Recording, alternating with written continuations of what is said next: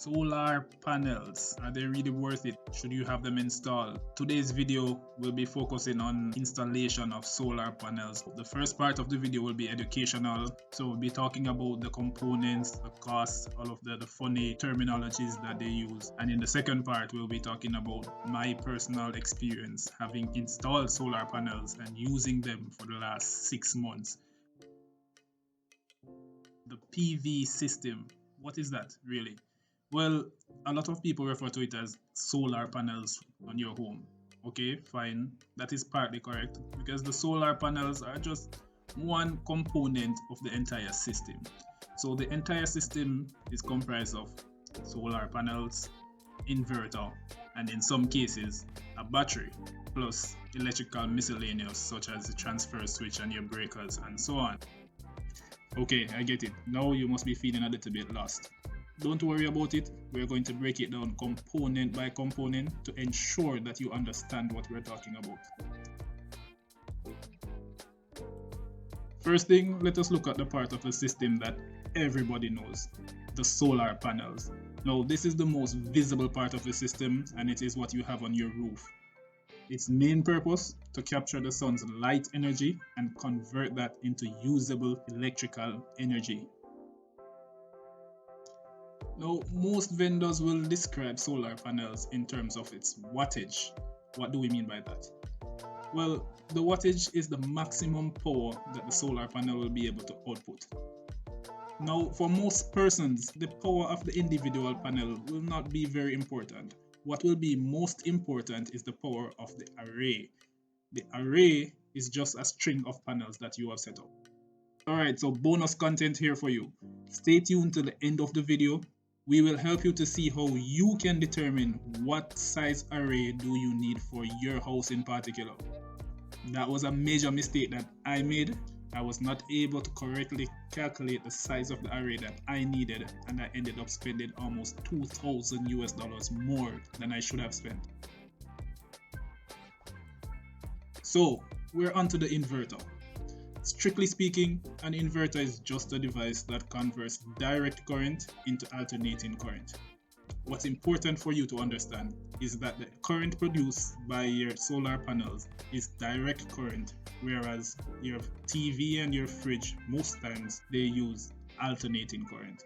So your inverter is just that device in the middle that does that conversion from direct current to alternating current.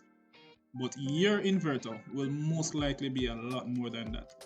What they typically have now is the hybrid smart inverter that not only converts direct current into alternating current, but also directs the flow of current. So it is what decides whether you will be using current from your panels, whether your batteries will charge, whether you will output to the grid, whether you will take electricity from the grid, and so on. So if all of that sounds a little bit too confusing, just try to imagine your inverter like a stoplight at a busy intersection.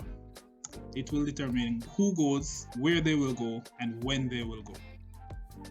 So now let's move on to the types of systems so that you can determine which system is best for you. In general, there are 3 systems. So first, let's start with the grid-tied system. The grid-tied system, like the name suggests, is tied to the electricity grid. So what it means is that whenever there is sunlight, you will produce electricity and use that electricity that you have produced. However, if there is no sunlight, then you will use electricity from the grid.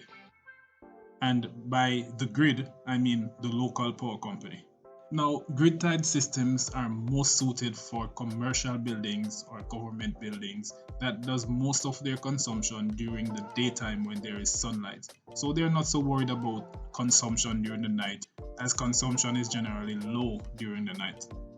Even though grid-tied systems can be used for residential purposes, the main drawback is that you will be consuming electricity from the grid at a point where your consumption is highest, as for most homes, our consumption is usually during the night. Additionally, if there is a power cut or loss of power from the grid, then you will also have a loss of power, even during the middle of the day while the sun is shining and your panels are active. An alternative to the grid-tied system is the off-grid system. And again, as the name suggests, it means that you are totally off-grid. So off-grid systems are generally not connected to the grid or the local power company. It means that it is self-sufficient and independent of anything that happens on your grid. So if there is a blackout, it doesn't affect you. The main advantage of the off-grid system is that, well, you don't have to pay any bills at the end of the month. All of your electricity consumption is produced by your panels and stored by your system. So there's nothing to pay, there's nothing to worry about. When you pretty much install your system and you just use and forget. One of the main disadvantages of the off-grid system is that, well, it is very expensive, maybe 2-3 times as expensive. And an additional drawback to the off-grid system is that your consumption can never be higher than that which your system can produce. So if for whatever reason you need additional electricity, then you will have to add additional panels and wait for that to be ready. And right in the middle of those two, you have the sweet spot, that is the hybrid system. And the hybrid system, as this name suggests, is comprised of both systems. So it takes the advantages of both systems. What that means, you can be connected to the grid at your discretion.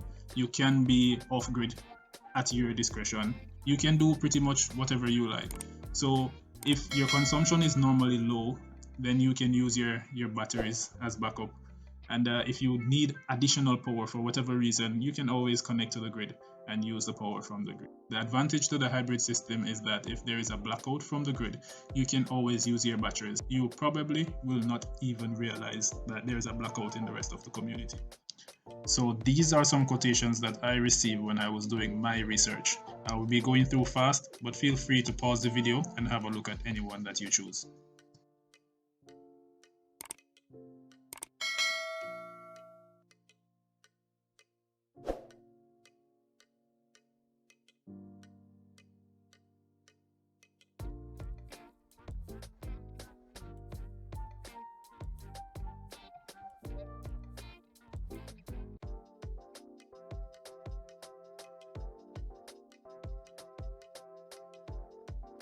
Now we have reached the part of the video where we talk about my personal experience.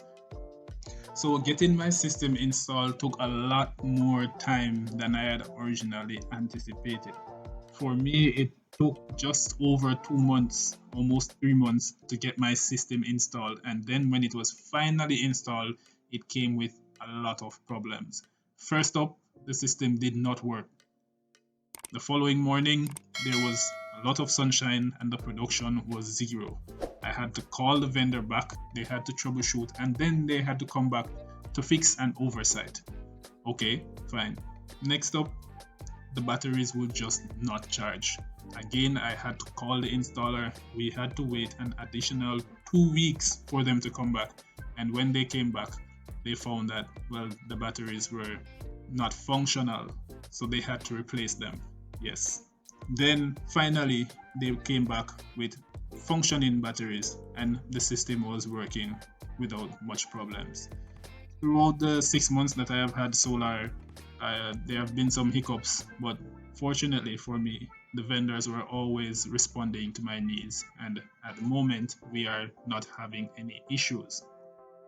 Now, having the system with everything functioning properly, I can say that I do not have much problems with the system, and I do not regret having had the system installed. Now, this is the part of the video where we give you the bonus content. Remember we spoke about that earlier in the video? Well, here it is. I'm going to give you the top 3 mistakes that I made while installing solar panels, and the top 3 tips that I have to reduce the energy consumption on your system, whether or not you are using solar panels. Mistake number 1, not doing an energy audit.